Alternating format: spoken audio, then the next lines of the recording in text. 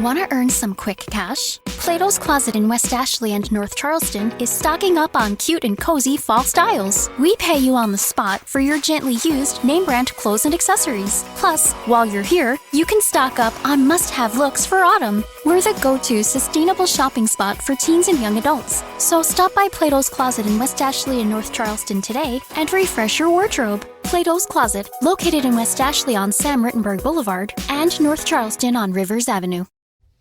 All right, Jim, we'll start with the Lynx, who lost Game 2 of their WNBA Final Series in New York against the Liberty yesterday. Series now tied 1 apiece. Your thoughts?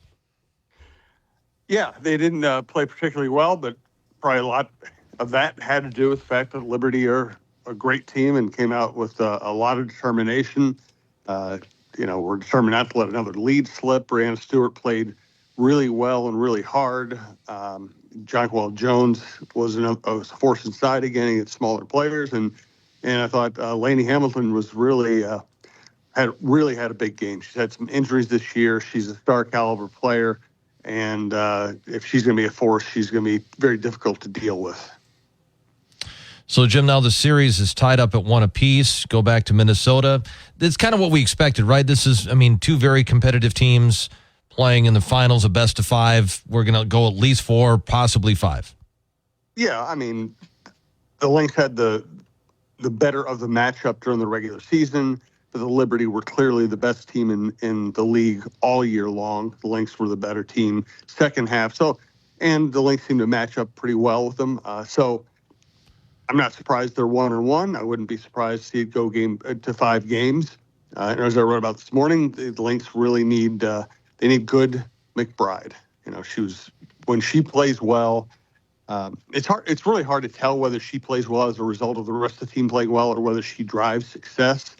But I know that when she plays well, they look like a completely different team, and they're really hard to guard.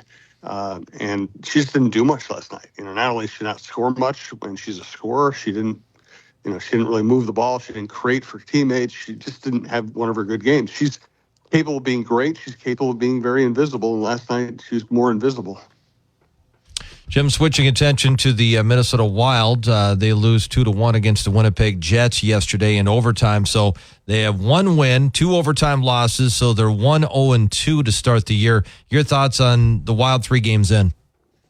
Isn't it amazing how if you win, you get it in the win column, and if you lose, it doesn't go in the loss column?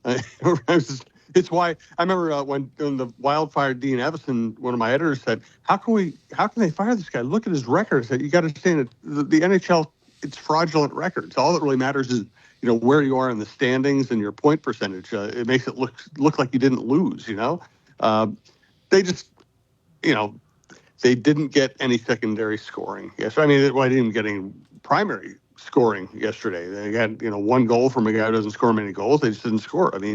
That's a concern. That's a concern about this team. It was one of their problems last year. Is if Kaprizov isn't scoring, and who's up? Obviously, Boldy's had a very good start to the year in general. They're just going to need more contributors. Timberwolves played a preseason game yesterday, and they lose to the Knicks 115-110. When they took the starters out, the Wolves were ahead, and they were ahead for much of the game. Anthony Edwards had 31 points, chance to go up against Karl Anthony Towns. Seemed like a lot of great interactions between these former teammates. Your thoughts on that Wolves preseason game? Yeah, Towns and Edwards even spent some time together before the game. So, the relationship there is real. You had the Towns experience. You had Anthony Edwards shooting the lights out, which is a great sign. That is one place he can improve, is catch and shoot threes. And just threes in general. He's a good 3-point shooter, but if he becomes an even better 3-point shooter, it becomes even more impossible to guard. DiVincenzo looked great also. Really, the weird story of the game is during the game, DiVincenzo looked over to the Knicks bench and yelled something like, "That's what happens when when you're in charge," or something like that. Nobody could really tell whether it was playful trash talk or real anger. Then after the game, they're all huddling, all shaking hands at midcourt. DiVincenzo gets into it with Rick Brunson. That's Tibbs' ally, father of Jalen Brunson, former Timberwolves assistant coach. And that's pretty interesting because Jalen Brunson had his arm around DiVincenzo. They're like best friends. And DiVincenzo's yelling at Rick Brunson, and Rick Brunson's yelling back. The interesting thing about this is I've been hearing for years that Jalen Brunson, I've never heard anything bad about Jalen Brunson. I've heard the Timberwolves were very glad to get rid of Rick Brunson. They were very glad to get him out of the organization. And for him to be like, I don't know, it's if you told me there was going to be some kind of a bizarre post-game scene on the court, I would have said, oh, is Rick Brunson involved? And of course he was. Boy, what's the story on Randall, Julius Randle? He's not playing. He's still coming back from injury? Yeah, he had off-season shoulder surgery, and they're just being extra careful with him. They just don't feel like there's any need to rush it. Well, I mean, listen, would they love to have him out there getting acclimated to this offense? Sure, but they just don't want to push it. It does look like, I mean, they got a ton of depth when it comes to wing players and guards. But up front, I mean, you've got Randall, Naz Reid, and Gobert. Is Garza, Minot? I mean, who are the next guys if they needed to go to somebody else? Ingles can play forward. Obviously, he's got the size and the know-how. And so they can play Ingles at 4. They could play small with Naz at, they could even go Naz 5 and Edwards at 4 if they wanted to for short periods of time. I think Garza is going to get some minutes. It might be just injury and foul trouble minutes, but he can play. He can score. So I think he'll at least get some peaks in there. But yeah, what to me the most interesting thing is how will Finch handle a rotation on a very deep team, and how does he choose to spend the minutes at 4? Will he go small or will he always want a true center in there? Jim, some things that happened in the NFL yesterday. The NFC North division teams just keep on winning. The Bears won against the Jaguars easily in London. The Packers blew out the Cardinals. The Lions absolutely took it to the Cowboys in Dallas. This division is really good. It's what everybody has always said that the AFC North is, which the AFC North is not, because the Browns are terrible, the Bengals are terrible, Steelers are okay, and the Ravens are good, but have 2 more losses than the Vikings. It's stunning. Caleb Williams has had 2 good games in a row now. Now they're against bad teams, but he looked the part. He made 1 terrible throw for an interception yesterday, just way underthrown. Other than that, he was very good. He is very elusive. He seems to be gaining confidence. They did a nice job of putting good players around him. He's dangerous. The Lions might be as good as anybody in football. And the Packers had another, easy win yesterday with Jordan Love getting the rust off and playing well. So this division is brutal. Now, sadly, Aiden Hutchinson suffered a really bad leg injury against the Cowboys yesterday. He is by far the Lions' best defensive player and best pass rusher. And you hate to benefit from an injury, but that will make this matchup much easier for the Vikings to prepare for. Yeah, and the Vikings do play the Lions at home coming up on Sunday. When you see what they do offensively and how many points they're putting up, and it's not just yesterday against the Cowboys, they've been doing that consistently all year. That is a really good offense. Yeah, keeping Ben Johnson as their offensive coordinator when he could have gone off and looked for a head coaching job is a major development for them. And they can beat you so many ways. That balance isn't having the same number of runs and passes in the game. The balance is being able to beat people different ways and be able to have different game plans that are successful depending on what they want to do against the opposition. And the Lions have 2 excellent running backs. They have a really good offensive line. They have a star caliber tight end. They have a quarterback who's playing exceptionally well. He's playing as well as any pocket passer in the NFL right now. They have big-time wide receivers. They've developed now Jameson Williams. Gives them a deep threat to go with St. Brown coming across the middle. The defense is good, not great. Hutchinson, sadly, is out for the year. What does that do to the defense? That's going to be the big question they're going to have to answer going forward. And the Vikings will give them a test. Mike Zimmer is the defensive coordinator for the Cowboys this year. Dallas has had a pretty good defense over the last few years under Dan Quinn, who's now moved on to become the head coach of Washington. Zimmer has been a good defensive coordinator in his career. What's going on? Is it personnel? Is it scheme? What's happening in Dallas with his team?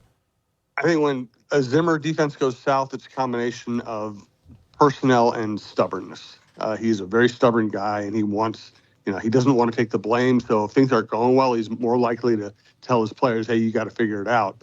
Part of their problem is they have injuries, but they also got run over by New Orleans when they were healthy. Part of their problem is they don't have a lot of bulk up front. They've gone for speed pass rushers, and we used to see it with the Vikings all the time back when they had speed pass rushers. If you get ahead, that's a great way to play football. If you get behind or you're playing somebody who can slug it out with you, then all of a sudden your lack of size can mean your defense is going to get worn down. So they're getting run over. Then that makes them vulnerable to play action pass. They're kind of a big play defense. They go for the big play, but if you're like the Lions, if you're physical and relentless, you can wear them down and just run them over. And I don't see Zimmer offering any answers to that right now. Jim, Gopher football team went to UCLA. They were down at halftime. They came back, led UCLA, then took the lead back, and then the Gophers did get a late touchdown, and they win the game 27-17 at UCLA. Your thoughts?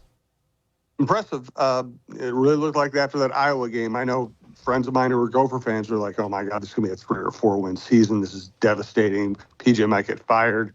And they've come back with 3 really impressive outings. They made the Michigan game a game when they were down. Really, since the second half of the Michigan game, they've been very good. They made that game tight. Then they beat number 11 USC at home, and then they go out to UCLA and have to mount a fourth quarter drive to win it, and they do. Brosmer, this is the benefit of getting, of not having a freshman or a sophomore quarterback who you're hoping can figure things out. Brosmer obviously has played at a high level before. He has confidence, he has size, he has arm strength. He's calm under pressure. I think, the only time he really hasn't looked the part was maybe the first half of his first game. But really, he's been very good for him. Well, now they got some time off. They won't play again until they play Maryland a week from Saturday, October 26th. When you look at the schedule the rest of the way, you got Maryland, Illinois, Rutgers, Penn State obviously going to be tough, Wisconsin. Your thoughts on the remaining schedule? How many more wins do you think they got a chance to get?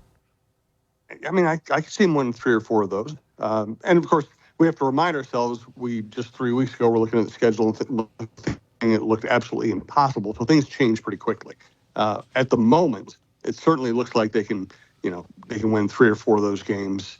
And who knows? They beat USC. I think Penn State is better than USC, but that's I wouldn't say that game's out of reach. I don't think this is a great Penn State team. So, yeah, I think they've changed the outlook of the season completely. Jim, baseball playoffs. Dodgers won game 1 of the NLCS 9-0. They're going to play game 2 today. Game 1, ALCS Guardians versus Yankees. Thoughts on those 2 series? Powerhouse series. I'm really going to be interested to see if Cleveland can stand up to the Yankees. Cleveland played great all year, and they're still doing enough. They're still finding a way. So I think that series is kind of a toss-up. Of course, the Dodgers blew out the Mets in game 1 last night. That series does look like more of a matchup. The Mets feel like more of a miracle team that's lucky to be here, and the Dodgers should be the best team in baseball.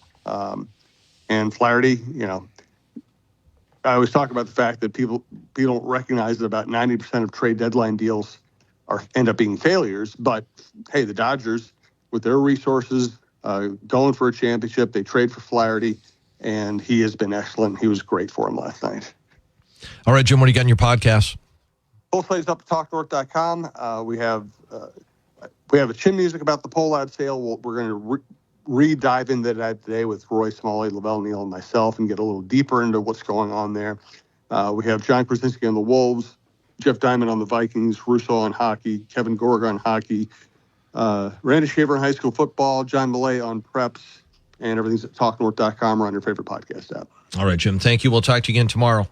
Thanks, Jay. It's Jim Souhan, Star Tribune sports columnist, joining us every weekday morning at this time. Follow him on Twitter at SouhanStrib. Check out his latest column in the Star Tribune or his podcast at talknorth.com. Jim, once again, today is brought to you by the Green Mill in downtown St. Cloud. All right, Dream Getaway 81, our first code word for Dream Getaway 81, and first code word of the day is pumpkin, Pumpkin, pumpkin. Type that in. You could win a vacation of a lifetime. The first code word of the day is pumpkin. Thanks to our sponsors of Dream Getaway 81. The Arburst Travel, SB Restoration, and Scotty's Exteriors, Burnix, Really Cool Living Furniture Store, Pasta Buckets Restaurant, and Professional Mechanical Services. We'll also have code words at 10:20 and 12:28 today, and an app-only code word at 3 this afternoon. So get them all. Increase your chances of winning a vacation of a lifetime. Dream Getaway 81 starting today. And once again, that first code word is pumpkin. 7:30, we're at 33 degrees. World and National News from ABC is next, followed by Jim Maurice in the WJON newsroom. ABC News, I'm Sherry Preston. A man arrested near a Trump rally in California over the weekend released. Police say 49-year-old Ben Miller had illegal guns, ammunition, and fake passports in his car, but he is not believed to have carried out any threats against Donald Trump. Jury selection begins today in the long-awaited trial of a man accused of killing 2 young teenage girls in Indiana 7